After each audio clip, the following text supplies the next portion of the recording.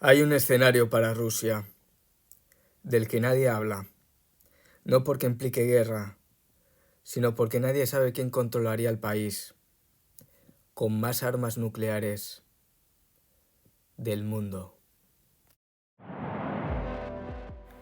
Vladimir Putin lleva más de 25 años en el poder. Ha sobrevivido a 4 presidentes norteamericanos, 3 cancilleres alemanes y 2 reyes de España. Ha rediseñado la constitución rusa para poder gobernar legalmente hasta 2036. Tendría 83 años. Pero todos los líderes rusos del siglo XX salieron del poder entre los 70 y los 80.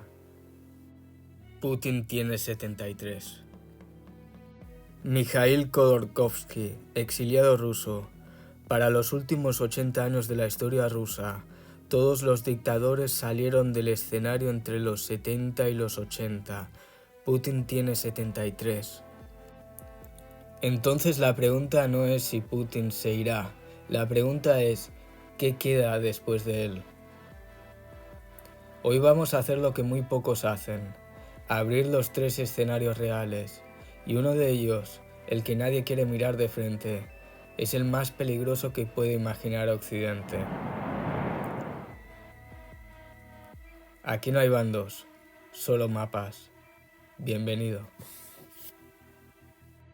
Antes de los escenarios necesitas entender la paradoja fundamental del sistema Putin. Putin no ha designado sucesor deliberadamente. En Rusia, el poder no está en las instituciones, está en las personas. Y esas personas tienen miedo las unas de las otras. Los analistas llaman a ese círculo como los siloviki, los hombres fuertes de los servicios de inteligencia y de seguridad.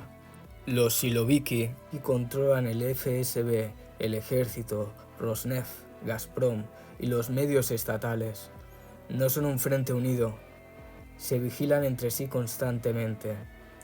Según la constitución rusa, si Putin muriera o quedara incapacitado, el primer ministro asumiría el cargo de forma interina y habría elecciones en máximo de 3 meses.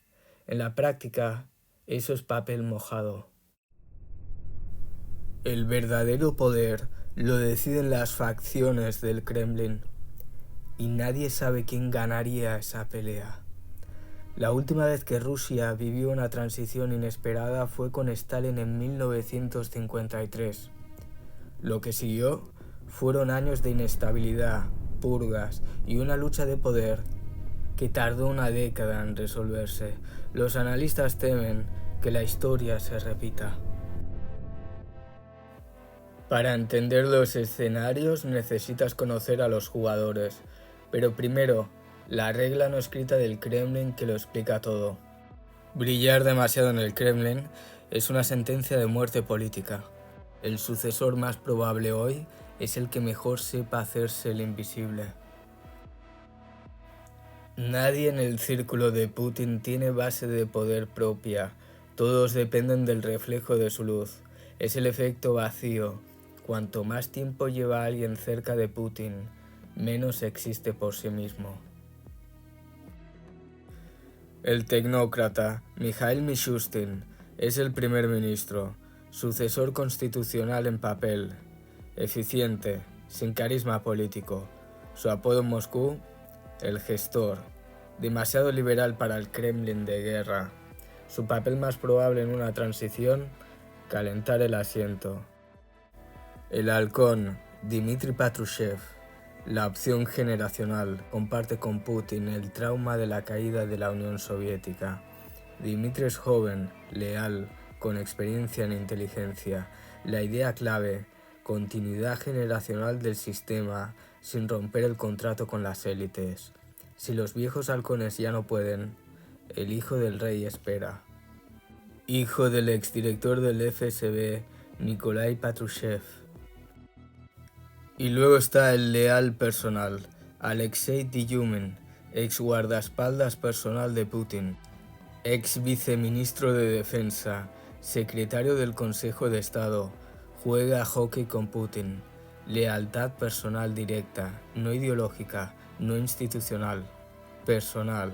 Es el que más ha hecho el invisible y por eso el más peligroso de subestimar. Ninguno de los tres tiene base de poder independiente. El sistema Putin está diseñado precisamente para que nadie pueda reemplazarle sin el acuerdo de todos. Es una trampa estructural.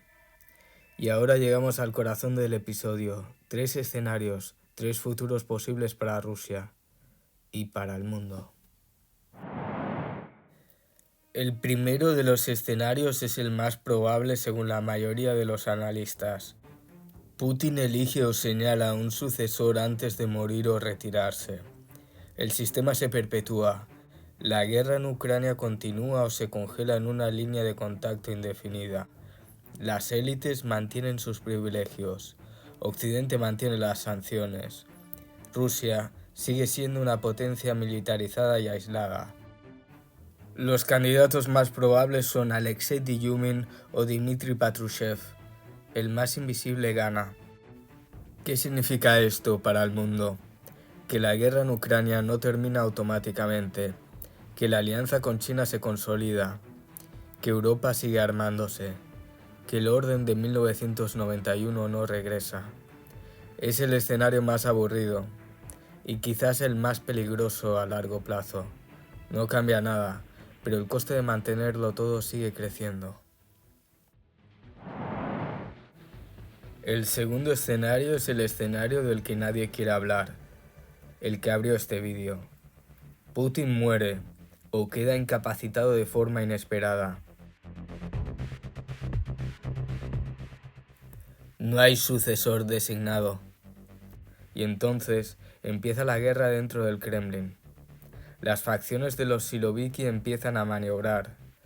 El FSB contra el ejército, los tecnócratas contra los halcones, los oligarcas intentando comprar lealtades. Recuerda, se odian entre ellos casi tanto como odian a Occidente. Y luego está el factor que nadie menciona, los señores de la guerra. Prigozhin ya no está, pero el modelo que construyó sí.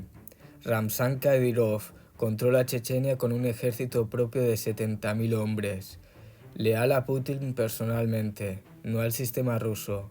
En un Kremlin sin Putin, esa lealtad no tiene destino.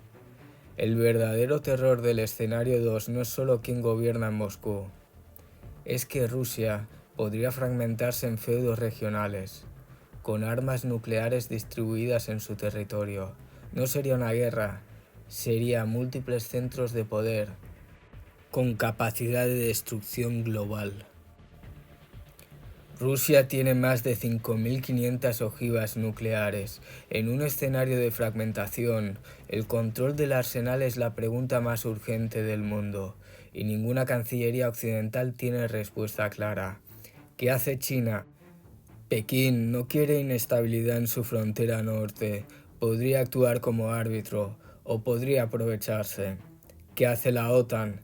Este es el momento más peligroso desde la crisis de los misiles de Cuba. Este es el escenario que Occidente desea, el que menos analistas creen posible, pero el único que cambia el tablero de forma real. La transición desencadena una apertura política.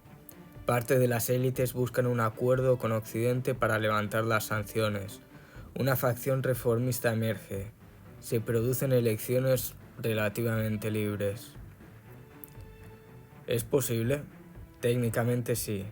Históricamente ha ocurrido. La muerte de Stalin permitió el deshielo de Khrushchev. La llegada de Gorbachev abrió la perestroika. Pero el contexto de 2025 es radicalmente distinto al de 1985. Rusia lleva 3 años en una guerra que ha definido la identidad nacional del régimen como confrontación existencial con Occidente. Los líderes de la oposición están muertos, presos o exiliados. Los medios independientes no existen dentro de Rusia. Mikhail Khodorkovsky, exiliado. Una transición abrirá una ventana de oportunidad, pero si la perdemos, habrá otro ciclo de consolidación autoritaria. Este es el único escenario en el que Rusia deja de ser un problema y empieza a ser una incógnita. El escenario 3 requiere que varias cosas ocurran a la vez. Una facción moderada con poder real, una sociedad civil capaz de movilizarse y una comunidad internacional que ofrezca incentivos reales. Ninguna de esas tres condiciones existe hoy, pero eso no significa que no puedan crearse.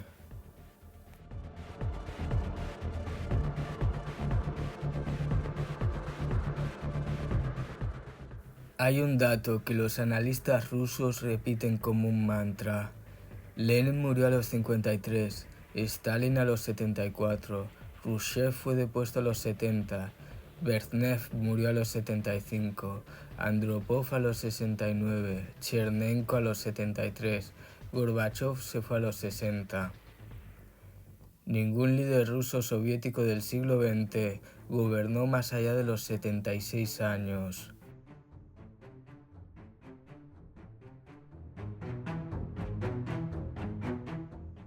Putin tiene 73. Este no es un argumento de que Putin vaya a irse pronto, es un argumento de que la historia de Rusia tiene una barrera y Putin se acerca a ella.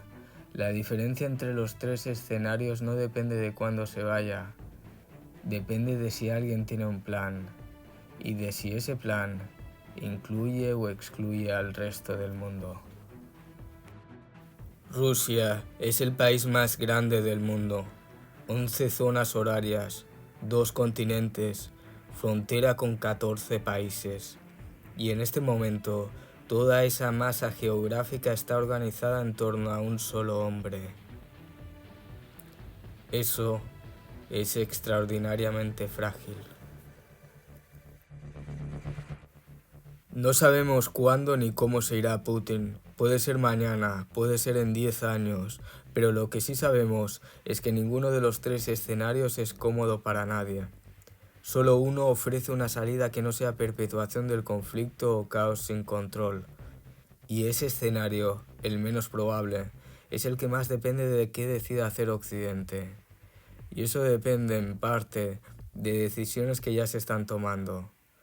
Porque en geopolítica, los escenarios no son predicciones, son decisiones que alguien tiene que tomar antes de que el mapa cambie. Y este es uno de los pocos mapas donde todos los caminos son peligrosos.